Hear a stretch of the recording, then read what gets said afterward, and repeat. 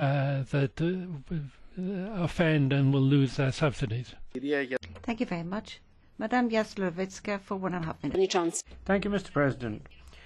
Transport is a vital element of the single market, which has a huge effect on the competitiveness of the European economy. It's in the interest of all member states to have a competitive sector without physical, legal or administrative barriers. Unfortunately, today, the transport sector is under threat. In this context, I'd like to refer to the revision of the Posting of Workers Directive.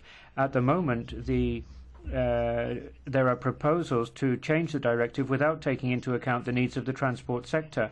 For example, the remuneration of drivers that cross borders. How can you define which is the driver's usual place of work, given that they often work in many different countries?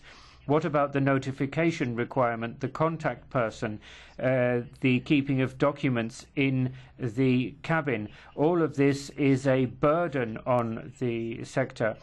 The transport sector should therefore be excluded from the scope of the Posting of Workers Directive and should be governed by separate rules.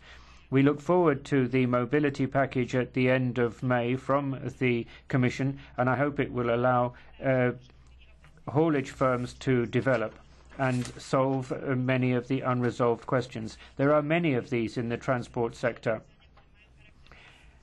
Some countries have brought in protectionist rules which have an adverse effect on the competitiveness of the sector. Unfortunately, the Commission has sat on its hands for 2.5 years. Haulage operators have been waiting for news on the minimum wage in Germany. There are things happening in France. The Commission is doing nothing. Yet the haulage operators, the regulators, need to know what rules apply. When is the Commission going to wake up?